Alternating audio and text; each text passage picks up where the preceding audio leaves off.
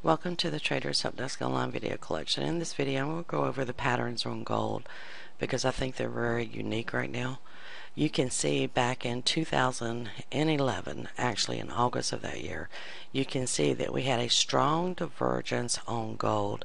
We were also overbought on the RSI and we were overbought on the ADX.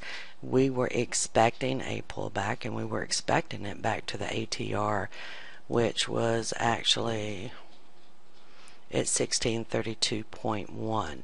So after the divergence, gold did pull back to the ATR. As it pulled back to the ATR, it did make a slight divergence here. Okay, we expect it to bounce from the ATR, and it did. And as it bounced and made a new high, you can see that the volume was not increasing on the buyer side. That's typical of making a lower high and then moving down. As it moved down, it came right back to the area that had made a low here, exceeded it just a little bit on divergence. Now this is typically called a spring. It's a Wyckoff spring.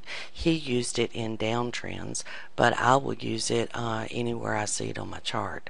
So you make a low, it then retraces, then it makes a new low, but it does it on diverging volume. That's your basic definition of a spring. That indicated the market would now go up. The market does go up. As it comes up to the top of this range-bound market, it makes divergence. That tells us it's going to go back down. The next bar is a reversal bar and confirms it. Again, it comes right back down to the low that was established over here, exceeded it just a little bit on the verging volume. Again, we're expecting the market to bounce up. Where would we expect it to go? Right back up to the top of the range. As it approached the top of the range, again, you get divergence. The divergence is okay, they've got to come back and test for sellers. It comes back to the ATR on increasing volume, gets to the slow moving average, gives us divergence. The next bar is a reversal bar. We know they need to go up and test for buyers. They do go up and test for buyers. Buyers are decreasing, telling us okay, it's not going to go back to the top of the channel, so the only other direction would be down. The next bar gives us a reversal bar and it's starting to go down, and what I'm looking for right now, we did have a slight divergence here. When they tested for buyers, they were decreasing, which is expected in a downtrend. So the one I'm waiting on right now is this volume bar that is currently building. If this comes in as divergence at the end of the week, we may see upward movement next week. Then we can go to the 1440, which is the equivalent of a daily. And as you can see, I've marked all of the highs and the lows so we can compare the volume. Again, this is the same thing that we saw more clearly on the weekly because you don't have as much noise on the weekly. But each time that it came up and made a high, it was doing so on decreasing buying volume. So that really tells us that the buyers were being absorbed by the sellers. Then it approaches the ATR. It does so on diverging volume right here, and they're going to test for buyers. When they test for buyers, you can now see that the buyers are definitely decreasing.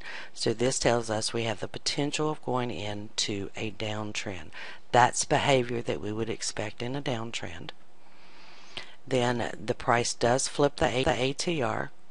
They come back and test for buyers again, and still it's lower than the previous high, so we know this is establishing a downtrend.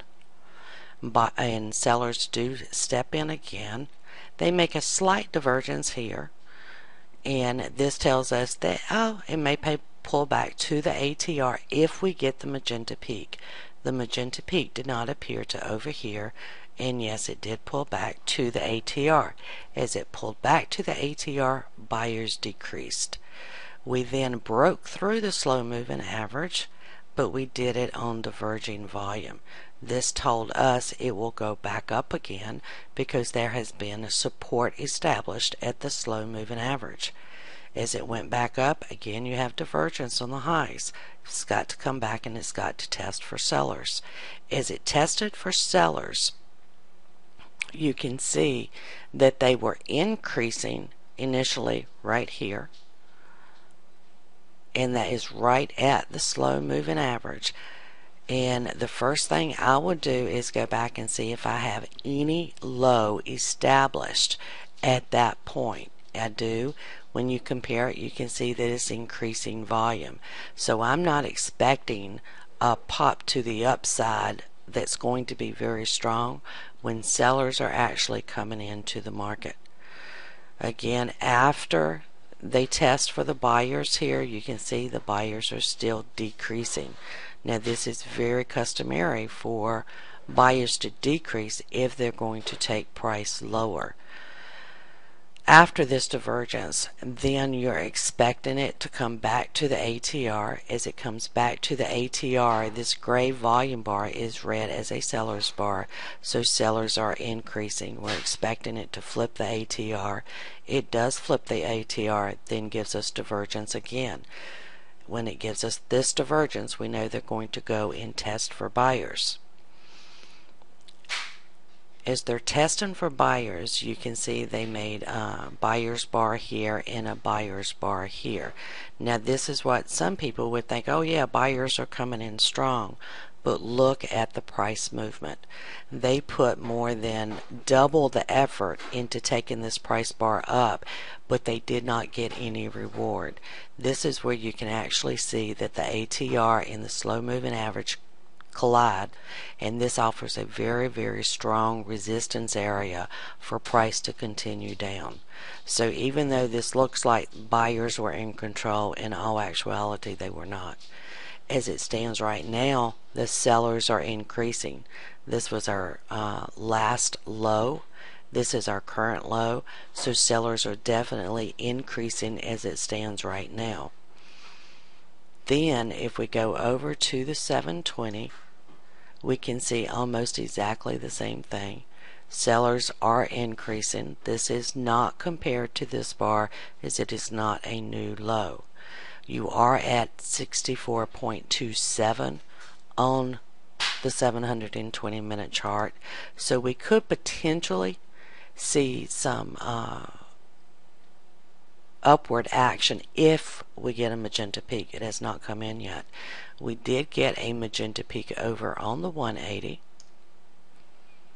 and this is as it stands right now on the 180, and this bar here is read as a buyer's bar. So if price takes out that bar, I'm going to use this as my comparison bar. Right now as it stands, buyers are not stepping up to the plate. If buyers do not step up to the plate, the market will continue down.